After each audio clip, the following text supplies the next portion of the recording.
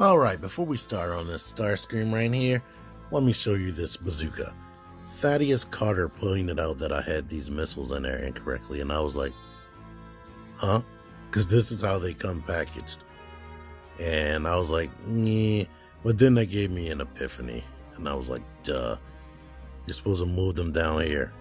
So they clip in both places. I don't know why they made a clip-on point right there. Maybe these are for the ones he's gonna pull out next and you can fake it, but that's weird. But thank you, Thaddeus. Now we don't have this empty space in the backpack looking goofy. And I need to mention this, unless his arms are out like this, he is back heavy like crazy. I didn't realize that because I think I had him on his little stand that they provide anyway. T-Man 978 Chill Review. Alright, just like the title said, Transformers Earthrise Starscream Voyager class. I hate these brightly colored figures because I can't have my infinite white lighting. I don't want to drown the figure out like some people do in their reviews. Ooh. But yeah, this is the artwork. Here's this. It still comes with the little red tech spec decoder. Even though you're not decoding tech specs, you're looking at the thing right there. This is my third Earthrise figure. I have a playlist if you want to see me actually mess with that. Look at my grapple video. Here's something I haven't mentioned before. They actually do have the tech specs right here in the instruction manual, which is cool, but you need to be able to read Cybertronian. I guess since these are probably in the same place on every instruction manual, you'll only have to decode that once, but that's on the official Transformers website, or you can Google the Cybertronian letters and Google gives you everything. But yeah, the instructions are bigger and way easier to read. And he actually has 30 steps. Sheesh. Don't feel like it. I'm going to bring out Siege Starscream later, but here he is with the main Decepticon cast right there. The main generals that anybody cares about. And honestly, these three, they don't even need new modes or new bodies, but Megatron's going to get one that looks very similar to that.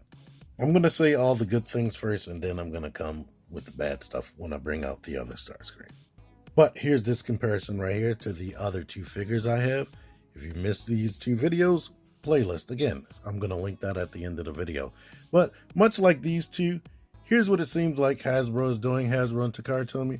It's like they're taking the G1 toys, making them like perfect posable updates of those G1 toys with some cartoon flair in there, because the cartoon designs were better than the G1 toy, in my opinion. We've been getting Generations updates or Classics updates to these figures for a while, but for some reason these come off way more G1 than any of those other figures, and the transformations are way more simplified compared to anything that we got before. They're not too easy, but they're just complicated enough, which is good for me. It's like they've been trying to strike that balance for years, and I feel like they did it here. Okay, as far as like really getting into him, I feel like the box was heavier than I thought it was going to be. It doesn't feel like it's made out of like die-cast metal or anything, but it doesn't feel light. And the added bonus is all the joints are like super tight. I mean, it's cool and fun that they're tight. They don't feel like they're going to be loose anytime soon.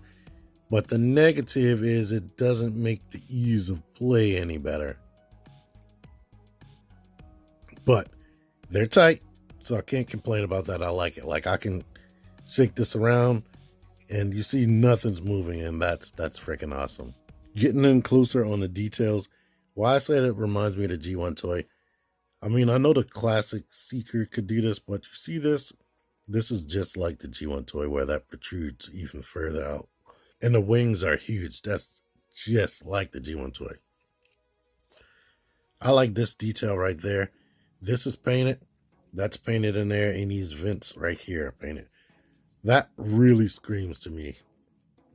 And they painted this right here on his foot. Here's some back detail right here. He has this cone on the back just like the G1 toy and the classic Seeker. This is all bright, shiny paint. And here's another thing. It seemed like they made this bright and shiny to resemble die-cast metal, but of course it's not die-cast. Decepticon logo is appropriately upside down. You get two colors and not just red. They didn't cheap out there. And his null rays actually look like what they're supposed to be shaped like. So that's cool. His face is probably a little bit too light compared to the cartoon. And definitely the G1 toy. The G1 toy, his face was black. I think that's why they did that. But you see they put this detail still in his shoulders right there to resemble the stickers. So Toy Hacks is going to have a field day with this guy. Articulation head is on a ball joint. So it gets a lot of range right there. Tilt. The head is also fully painted. That's shiny black paint along with the silver in the eyes. Back of the head looks like that. Shoulders go up like this. They can rotate until you get to there. Elbow bends slightly more than 90 degrees. And I like this detail right here. It reminds me of the Masterpiece figure where you see piston detail. It almost looks like it's double jointed, but it's not. But I am happy that you get a little bit over 90 degrees. Wrists don't do anything. Of course, these can move all around. Well, actually, let me stop lying. The wrists do this, which helps as far as getting his arms on his shoulder. I mean, getting his hands on his hips. Crotch goes forward, and you have this. You can kick forward that much. Bend 90 degrees, slightly more than 90 degrees. Actually, let's detach this. Yeah, if you detach that, you can go way more than 90, but you have this. And then he still has ankle pivot. The toe can come down like this, and the heel can come down like that. Depending on the pose, that heel can come in handy. His null ray can come out. You can port it under here if you want, which is tight. Or you can put it in his hand like they have in an instruction manual. Because this is so recessed, I don't even know why they put that picture on there, because he ain't holding that unless he's holding it sideways. And I didn't show that the wings can actually bend back right here, but since it's behind his shoulder, that doesn't really help too much, but it's an option. But yeah, he looks nice and he feels nice. Let's bring in the Siege guy. Oh yeah, shout out to Joe for finding this for me and shipping it to me. Awesome. And he bought it in Delaware too, no taxes. Anywho, as you can see here, Siege Starscream is a little bit taller. I mean, it's about 1 millimeter more height. And messing with this guy, like this guy had some disadvantages, but messing with this guy again, right before doing this review, he has several pieces of articulation that this guy doesn't have. Like butterfly joints, actual real double jointed elbows, wrist rotation, waist rotation. Now, sometimes with transformations, you can see, oh yeah, that's why they didn't give us that. But honestly, I feel like they purposely engineered it in such a way where we can be like, you know what? He doesn't have it because of the way it transforms, but yeah, they could have did it. Magic Square made Legends class figures have waist swivel. New Age made Legends class. They have the technology. They have the know-how to do it, but they just didn't give him that waist swivel for whatever reason. It's like they took the classics design and tried to make it better. The legs can kick up more than 90 degrees. The knees bend well more than 90 degrees. Well more because of the transformation. So there are several things I like better, and the wings completely get out of the way. If you detach this, he can even look all the way up. So yeah, This might look more G1 cartoon accurate and whatnot. This is very close, but this is way more posable, and I like that. I mean, this is way more fun to play with than this is what I should say. And even this right here, they could have easily, this plastic is not all that thin. They could have easily designed this differently and put the fist on a mushroom peg so you can rotate it, but they didn't. And here's the difference in the null ray cannons. The siege null ray cannons look more like an actual gun, a sniper rifle. Let's see if he can actually hold this. He can. So, yeah, if you still have that guy and you want him to have like sniper rifles, you could just steal his parts.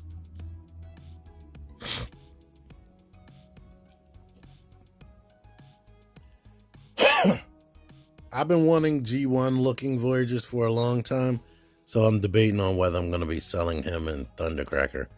But like I just told you, now I'm going to have a harder time because this guy has way better articulation. But it's redundant. I don't need all these Starscreams that I have. And here's what you're working with on the back right there. You tell me in the comments which one you like better. Transformation. What I'm going to bring the feet down like this. Now I'm going to take these null ray cannons off. The arms we need to unpeg from here. Make sure that this joint piece is straight. Lift the fist up. Kind of swing that through so that this can come through right there. Now shut this and put the hand up like that. Let's do that over here. This part tabs into that inner joint right here that we need to make sure is straight.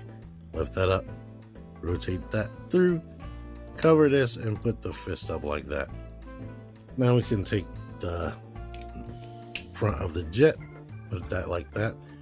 And this, I didn't talk about it, but this is all painted, and the way it connects is going to be easy to scratch that daggone paint off. But we basically got to get this untabbed. And this piece right here goes way deep in there. That's why I guess they're saying you can't get the waist swivel. But bring this up, rotate it around, bring it back here, and boom, that tab's there. The arms go in like this. So sort of masterpiecey. Shut that back. The legs. Oh yeah, and here's another complaint. These come out a little bit easier than I would like. Bring that down. Lift the crotch panel up. When you're bringing that down, try to line this up. Same thing over here. Try to line that up.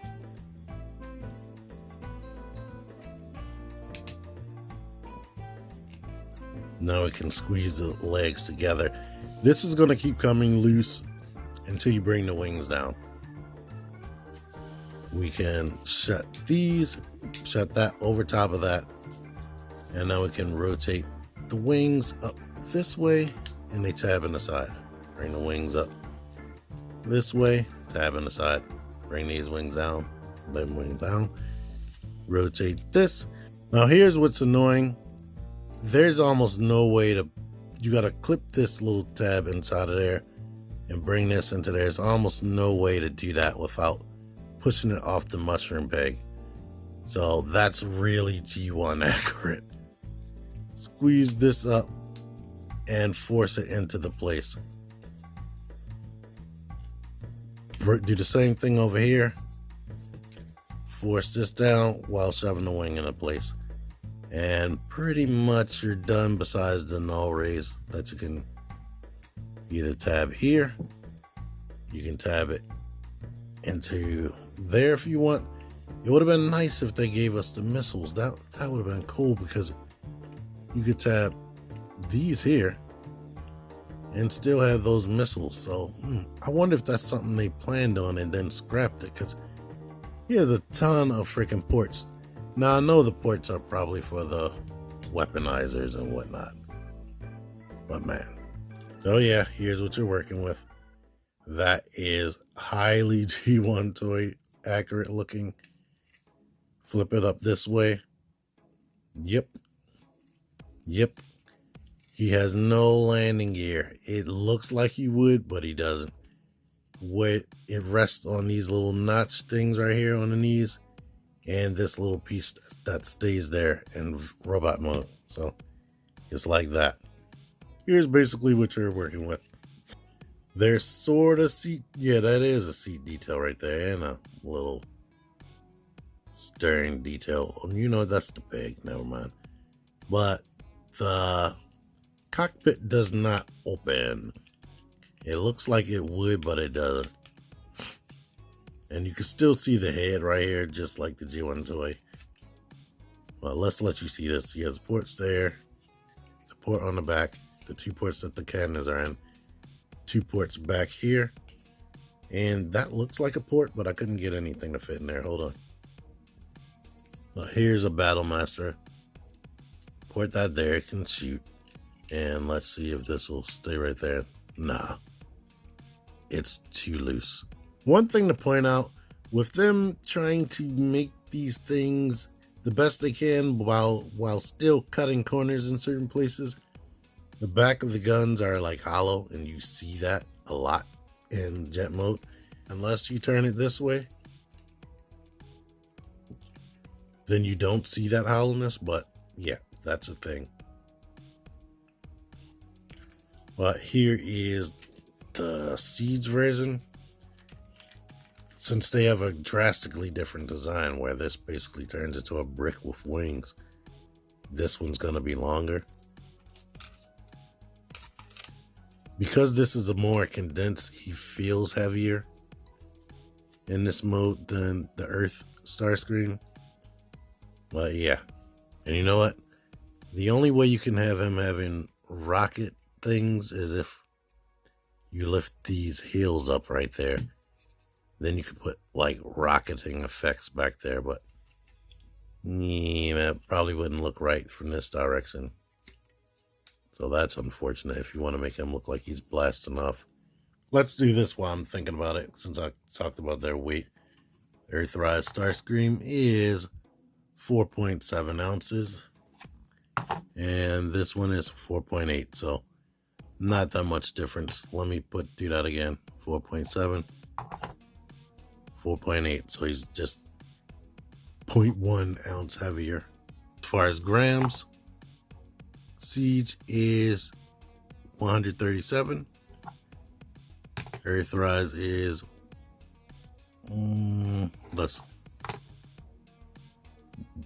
132. But end of the day, this Earthrise Starscream is a decent figure.